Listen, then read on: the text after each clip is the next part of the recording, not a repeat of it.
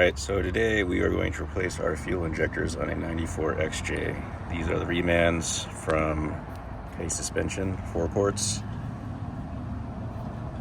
Looking pretty good. To do that, let's start off with first, you got to disconnect your battery. And then you're going to disconnect your cable bracket, which is right here.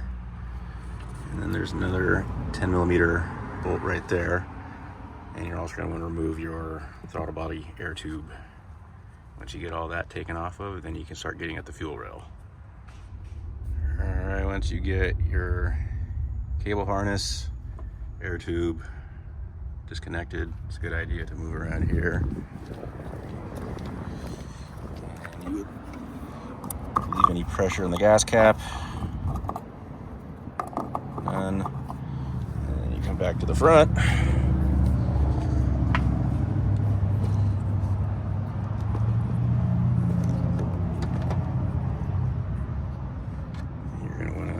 Leave the fuel pressure right here as well. Make sure you have a rag handy. It is gonna leak.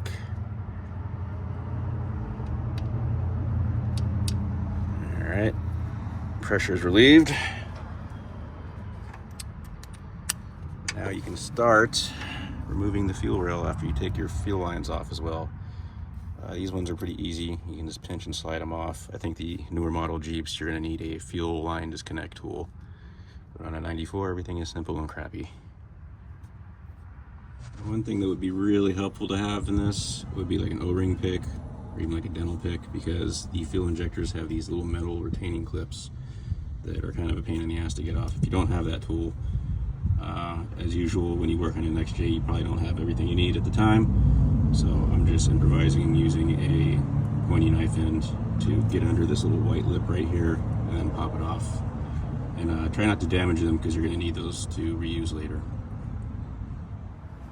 Alright, with fuel rail bolts out, everything's unplugged. There's also these right here.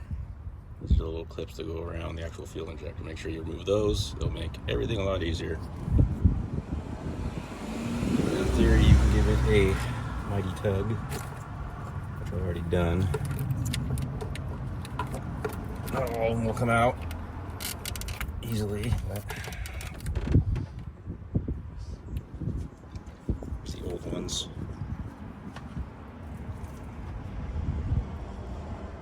Fuel in there still.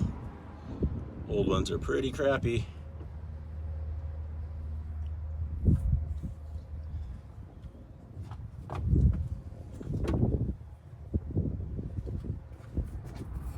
Now would also be a good time to replace your fuel pressure regulator. It's held on by a single 8mm nut. It's got this retaining bracket right there that loosens up and pops right out. Get the new one, lube up the O-ring, clean the surfaces, and it's easier to just kind of get it seated and then reapply the bracket and tighten the nut back down, and the pressure will pop the O-ring back in. Just make sure you lube it up nice and good first. Here's the old one, stock. Be careful with the replacement parts. I got this from Quadratech because this is a guaranteed fit. Going to AutoZone or O'Reilly's, people have reported that they are given the wrong one that does not fit. So, lessons learned, I guess. Alright, so for the sake of speed, I've already installed these new ones.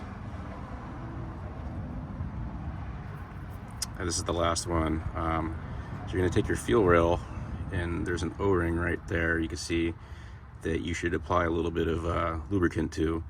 So usually Vaseline works, but I don't have any of that. So go into your house and steal some of your wife's Aquaphor and apply a little bit to your fingertip. And then spread it around the O-ring and on the surface. And then you take your fuel rail and just pop it on in. Like so. Here's the completed fuel rail. Don't forget to re-add your metal retaining clips. And then we're going to reassemble it now. You can see, let's see if I can get an angle on it. Right there, there's a little flaring cutout on the injectors. And the clips are just going to go right over those. Push and snap, nice and easy. Do that to the rest of them. Alright, so the fuel rail is now installed, seated, ready to be snugged down, and the electrical connector is connected. So it's kind of boring. We'll just fast forward through it. I don't know how they do it.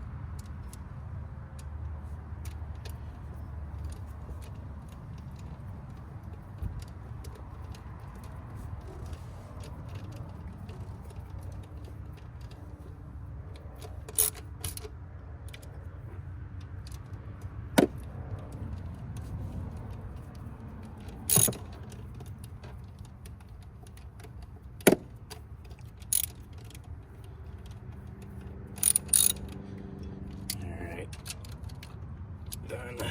I think this one broke. So we're just gonna pretend that it didn't and then deal with it never again. Good enough, right? So the fun part, once you get your electrical connectors back on, is getting these little stupid clips back on. Now, I'm not saying you should do this, but in the past, I've ran it without them, and it's ran fine for the million of years I've had this thing. So if you can get them on, good on you. You're a better mechanic than I am. If you don't, then I'm not gonna say anything. So let's go ahead and plug them back on. There's 1, 2, 3, 4,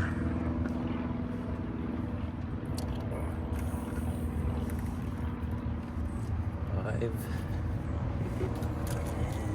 and here is 6.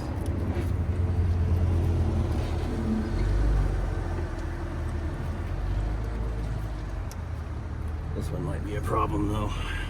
That has a broken connector, but you know what? Try to get these clips back on. Stay tuned for everything else to be replaced. So the last step is to reset your PCM. I've already done the battery part since it's been disconnected for about like 30 to an hour while I was doing this. But to do that, the battery's supposed to be disconnected, or you can take the positive and negative when they're disconnected, hold them together for about 10 seconds, and then button your battery back up.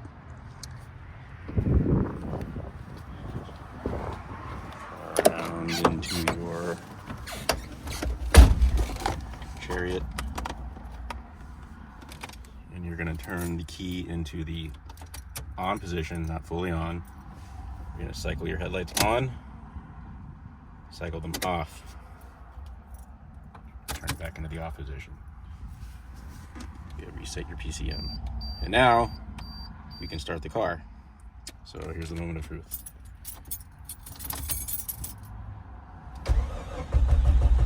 It's going to take a minute first. It's going to idle rough. It's expected. Around here, there's not fuel shooting everywhere. Don't smell anything.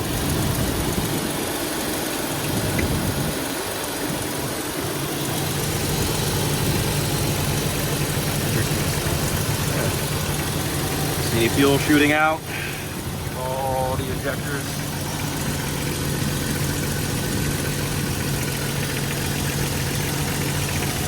That looks good.